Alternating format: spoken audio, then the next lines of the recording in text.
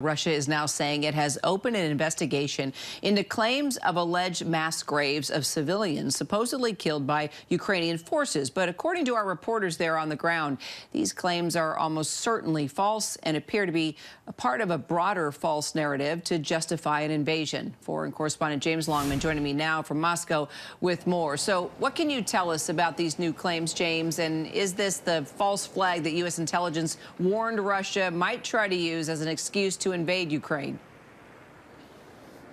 Well, Kira, that's certainly what everyone is saying. It's very difficult to know, of course, and that's what Russia is banking on. This all goes back to last week when one of the leaders of one of these separatist groups in eastern Ukraine went on state television here, held a press conference and said that they had discovered mass graves, 130 mass graves, including women. These are Russian speakers who'd been killed by Ukrainian forces there, and he was appealing to Moscow to start an investigation. And this is all part of a narrative, actually, that it's not new. I mean, this is something that's been going on for a long time. It's the main reason why Russia keeps going on about these parts of eastern Ukraine, because they always talk about a genocide, quote unquote, that's going on against Russian speakers there. We heard Vladimir Putin himself using that word just the other day in a press conference. What I would say, though, is it's difficult to believe because these are in areas which have been in Russian-backed rebel control for the last 7 years. So it would seem strange that they have only just discovered them. Nevertheless, there is an investigation being opened into possible war crimes. This Russian investigative committee investigates serious crimes in the country. So it's just part of this pattern we've been hearing over the last few days and weeks and months and years that these groups in Ukraine are responsible for genocide. It doesn't mean that Russia is about to invade, but it just kind of lays the groundwork, possibly, as you say, for one of these false flag pieces of news which flashes up before us and warns the Russian people that their people are being killed in Ukraine and that Russia must act. But as ever with this conflict, it's just so hard to know the truth. Kira? That is well said indeed.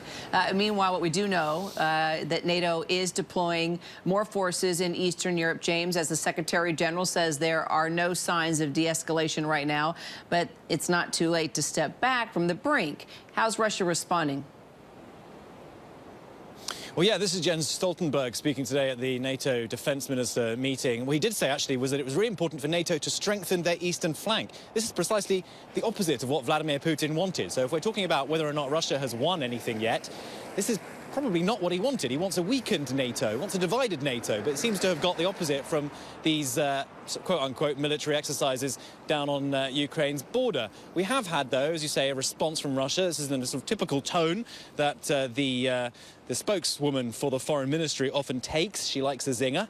Her name is Maria Zakharova, and she said, frankly, I can tell you the truth. We're not interested in these statements made by Stoltenberg, who's either NATO Secretary General or a banker. I haven't figured out which yet. We're no longer interested in them.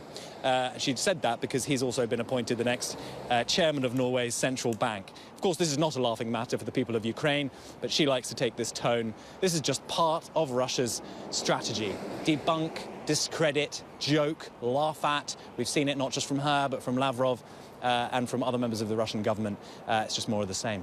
Kira? Yeah, more zinger after another. President Biden, meanwhile, James, yesterday spoke directly to the people of Russia. We all watched the speech, stressing that the U.S. is not their enemy and saying that he doesn't believe they want war. What sense do you get from the people there in Moscow about their feelings on a potentially long and bloody invasion there?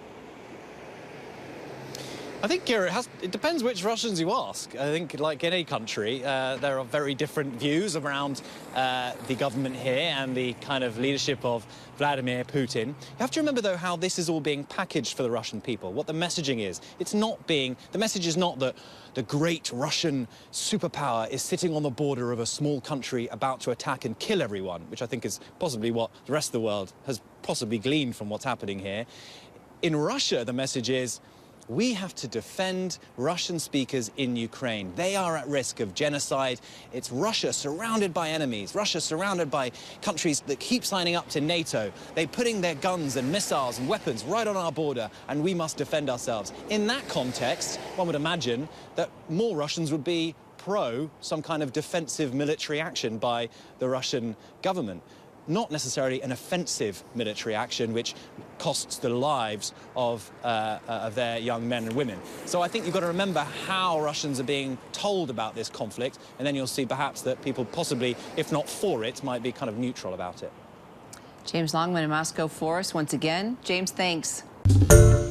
Hi, everyone. George Stephanopoulos here. Thanks for checking out the ABC News YouTube channel. If you'd like to get more videos, show highlights, and watch live event coverage, click on the right over here to subscribe to our channel. And don't forget to download the ABC News app for breaking news alerts. Thanks for watching.